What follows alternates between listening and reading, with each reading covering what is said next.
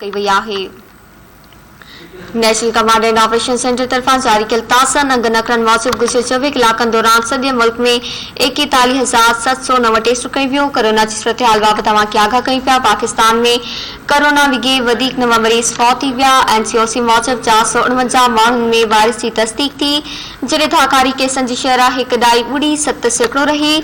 National command and operation centre तरफा जारी कल ताज़ा नंगनकरन मूजिब गुज़िरियल 24 कलाकनि दौरान सॼे मुल्क में 41,709 टेस्टूं कई वियूं। NCOC मूजिब मुल्क में वधीक 449 मरीज़नि खे वायरस जी तस्दीक बाद कोरोना विघे मुतासिर थियलनि जो अंग वधी 12,77,160 थी वियो आहे।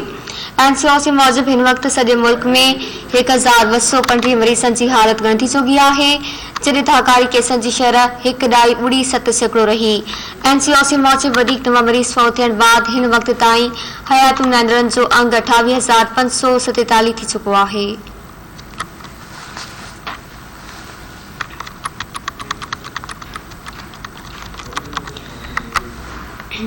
कोरोना जी सूरत हाल बाबति तव्हांखे आगाह कयूं पिया। पाकिस्तान में कोरोना विघे वधीक नवां मरीज़ फौत थी विया आहिनि।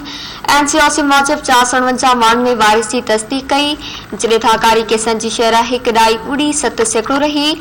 National command and operation centre तरफा जारी कल ताज़ा नंगनकरन मूजिब गुज़िरियल 24 कलाकनि दौरान सॼे मुल्क में 41,709 टेस्टूं कयूं वियूं।